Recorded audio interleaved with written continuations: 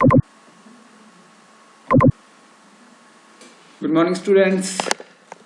आज हम लोग डिस्कस करेंगे टॉपिक यूनिफिकेशन ऑफ इटली।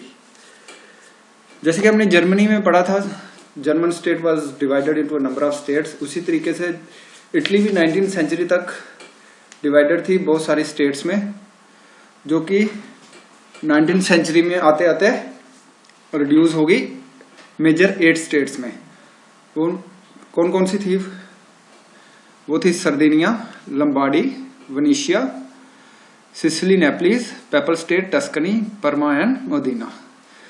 ज्यादातर स्टेट्स जो थी उस पे ऑस्ट्रियन किंग्स जो थे, ऑस्ट्रियन प्रिंसेस, वो रूल कर रहे थे।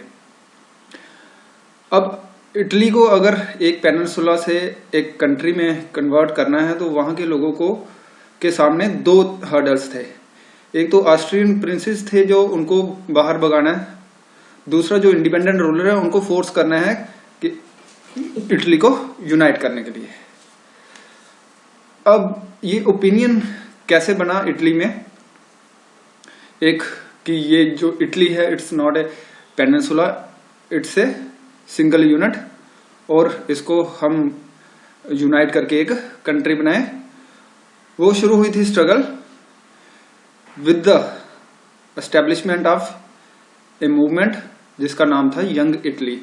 इसके जो स्टार्ट करने वाले रेवोल्यूशनरीज थे उनमें मेन थे गोसिप माजनी और गोसिप गरीबल्डी। इनका ये काम रहा यंग इटली मूवमेंट का कि उन्होंने एक ओपिनियन तैयार किया इटली में टुवर्ड्स यूनिफिकेशन ऑफ इटली। अब जब 1848 की रेवोल्यूशन हुई फ्रांस में, तो इटली में भी जो लोग थे उन्होंने भी रिवॉल्ट्स किए और जो वहां के रूलर्स थे उनको फोर्स किया फॉर लिबरल कॉन्स्टिट्यूशन। तो बहुत सारे वहां के जो स्टेट थे उसमें पॉलिटिकल रिफॉर्म्स हुए और मेजर पॉलिटिकल रिफॉर्म किया सरदिनिया के रूलर ने, जो कि वहां के लोकल रूलर था, और लोगों को काफी जो लिबरल राइट्स उसने दिए।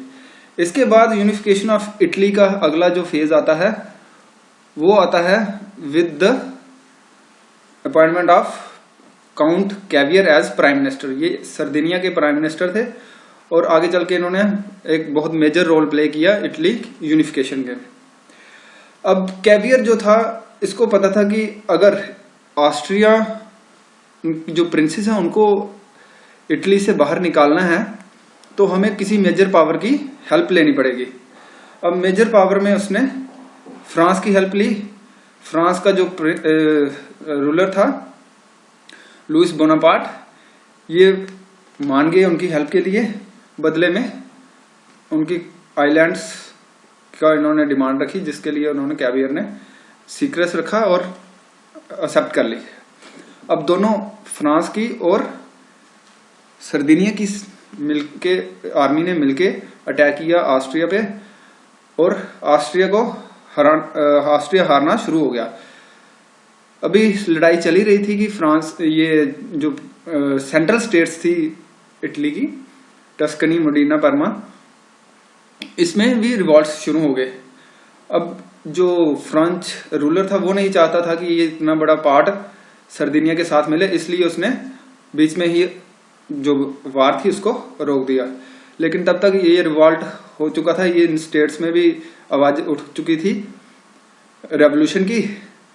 उसके बाद यहाँ इन स्टेट्स में प्लेबिसाइड कराया गया और ये स्टेट्स ने कहा कि हम लोग सरदिनिया के साथ ही ज्वाइन करेंगे। जब तक लड़ाई रोकी जाए तब तक सरदिनिया और ये फ्रेंच फोर्सेस ने ऑक्युपाई कर लिया था लोम्बार्डी। अब लोम्बार्डी भी सरदिनिया के पास आ गया और ये सेंट्रल स्टेट्स थी जो इन्होंने भी डिसाइड किया कि हम लोग सरदिनिया के साथ ज्वाइन करेंगे। अब इन सबको मिला के बन गया एक इटली का नया मैप, जिसका रूलर बने सरदिनिया के किंग। अब ये सब देख के सिसिली की जो नेपलिस और सिसिली स्टेट्स थी वहां पे भी रिवॉल्ट शुरू हो गए।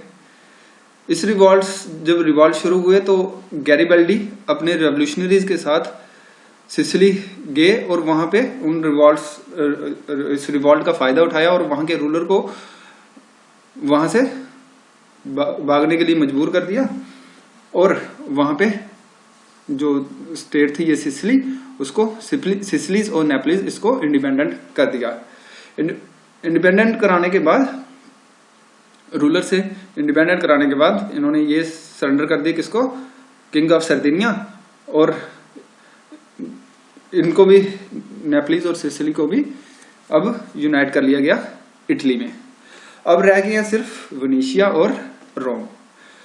जब प्रूशिया अटैक करने वाली थी फ्रांस पे, उसके चांसलर बिस्मार्क ने हेल्प मांगी इटली से। इटली ने डिमांड रखी वेनेशिया के लिए कि जब आप अटैक करोगे ऑस्ट्रिया पे, सॉरी ये ऑस्ट्रिया पे अटैक करने वाले थे बिस्मार्क, फ्रांस पे नहीं, प्रूशिया जब अटैक करने वाली थी ऑस्ट्रिया पे, तो उन्होंने इनकी हेल्प मांगी इटली की। इटली ने डिमांड रखी वेनेशिया के लिए, जिसको इन्होंने एक्सेप्ट कर दिया। जब कंबाइन आर्मी ने डिफीट किया ऑस्ट्रिया को, तो वेनेशिया मिल गया इटली को। अब इटालियन यूनिफिकेशन में कंप्लीट होने में बस अब रोम ही बचा था। जब प्रूशिया अटैक करने वाला था फ्रांस पे, तो फ्रेंच जो सोल्जर्स थे जो रोम को गार्ड कर रहे थे, उनको वापस बुला लिया गया फ्रांस में। इस मौके का फायदा उठा के इटालियन सोल्जर्स जो थे वो उन्होंने रोम को ऑक्युपाई कर लिया और रोम को इटली की कैपिटल बनाया गया। तो ये सब यहाँ इसके साथ ही खत्म होती है रोम की, इटली की यूनिफिकेशन।